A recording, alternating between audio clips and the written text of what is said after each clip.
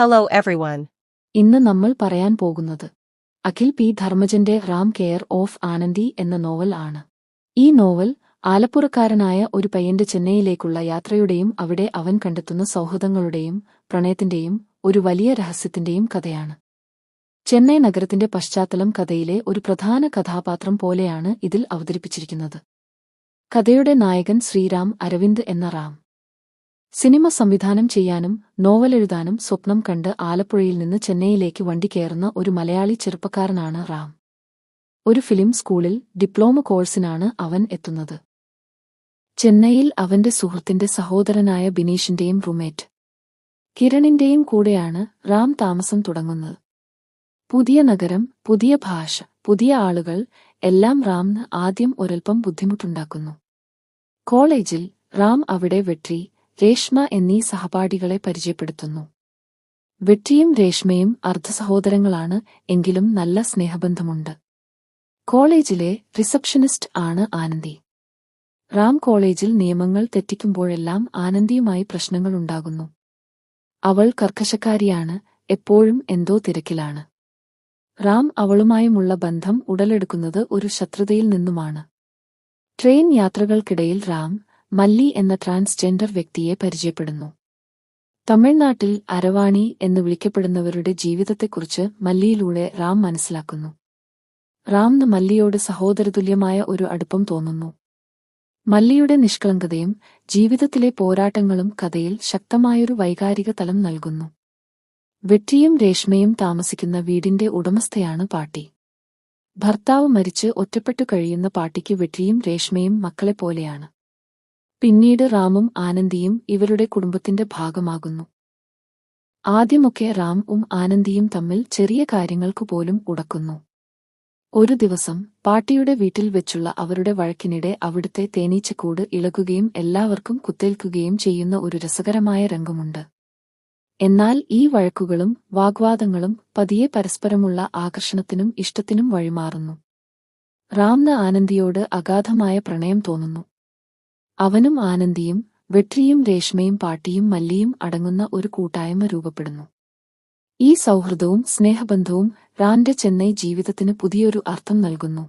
റാം ആനന്ദിയുമായുള്ള ബന്ധത്തിൽ കൂടുതൽ മുന്നോട്ടു പോകുമ്പോൾ ആനന്ദിക്ക് ഒരു രഹസ്യ ദൗത്യമുണ്ട് എന്ന് അവൻ മനസ്സിലാക്കുന്നു. അവളുടെ ജീവിതത്തിലെ ഏറ്റവും പ്രധാനപ്പെട്ട ഒരു ലക്ഷ്യം പൂർത്തിയാക്കാൻ വേണ്ടിയാണ് അവൾ പ്രണയത്തിൽ നിന്നു പോലും അകന്നു നിൽക്കുന്നത്.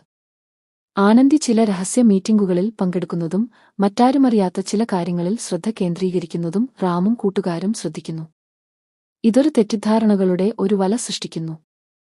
റാമിന്റെയും കൂട്ടുകാരുടെയും മനസ്സിൽ അവൾ എന്തോ വലിയ കുഴപ്പത്തിലാണോ അതോ അവൾക്ക് മറ്റെന്തെങ്കിലും ലക്ഷ്യങ്ങളുണ്ടോ എന്ന സംശയങ്ങൾ ഉടലെടുക്കുന്നു.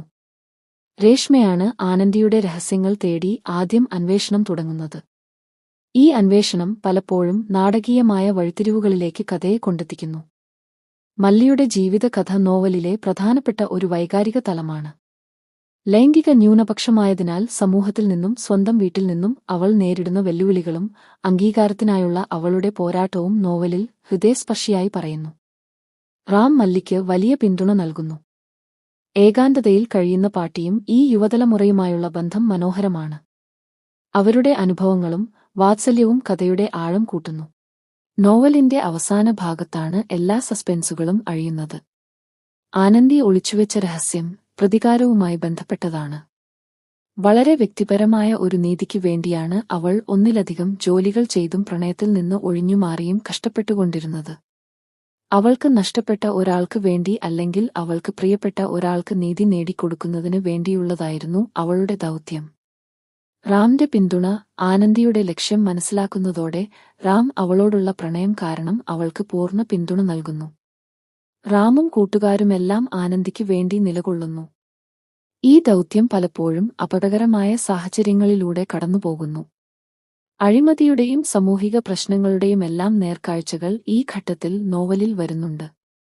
നിരവധി നാടകീയമായ മുഹൂർത്തങ്ങൾക്കും അപ്രതീക്ഷിത ട്വിസ്റ്റുകൾക്കും ഒടുവിൽ ആനന്ദി അവളുടെ ലക്ഷ്യം പൂർത്തിയാക്കുന്നു. എല്ലാ പ്രതിസന്ധികളെയും തരണം ചെയ്ത് ആനന്ദി അവളുടെ മിഷൻ പൂർത്തിയാക്കുമ്പോൾ റാമും ആനന്ദിയും തമ്മിലുള്ള ബന്ധം കൂടുതൽ ദൃഢമാകുന്നു. ശത്രുതയിൽ നിന്നു തുടങ്ങിയ അവരുടെ പ്രണയം പരസ്പരം താങ്ങും തണലുമായി മാറിയ ഒരു പക്വതയുള്ള ബന്ധമായി വളരുന്നു. നോവൽ അവസാനിക്കുമ്പോൾ ചെന്നൈ നഗരത്തിൽ തങ്ങളുടെ സ്വപ്നങ്ങളെയും പ്രണയത്തെയും കണ്ടെത്തിയ സൗഹൃദങ്ങളെയും മുറുകെ പിടിച്ചു മുന്നോട്ടു പോകുന്ന റാം, ആനന്ദി, വെട്രി, രേഷ്മ, മല്ലി, പാട്ടി എന്നിവരടങ്ങിയ ഒരു സന്തോഷകരമായ കുടുംബചിത്രം വായനക്കാരന്റെ മനസ്സിൽ അവശേഷിപ്പിക്കുന്നു. ഈ നോവൽ പ്രണയത്തിനൊപ്പം തന്നെ സ്വപ്നങ്ങൾ, വിധി, വ്യക്തിത്വം, അംഗീകാരം തുടങ്ങിയ നിരവധി വിഷയങ്ങളെ തീവ്രതയോടെ കൈകാര്യം ചെയ്യുന്നു. ഈ ഒരു ബുക്ക് നിങ്ങൾ വായിച്ചിട്ടുണ്ടെങ്കിൽ എങ്ങനെയുണ്ടെന്ന് കമന്റ് ചെയ്യാൻ മറക്കരുതേ. ഇതുപോലുള്ള കഥകൾ ഇഷ്ടമാണെങ്കിൽ ഈ വീഡിയോ ലൈക്ക് ചെയ്യാനും ഷെയർ ചെയ്യാനും സബ്സ്ക്രൈബ് ചെയ്യാനും മറക്കരുത്. നിങ്ങൾക്ക് കേൾക്കാൻ ആഗ്രഹമുള്ള കഥകൾ കമന്റ് ചെയ്യാൻ മറക്കരുതേ. Thank you for watching.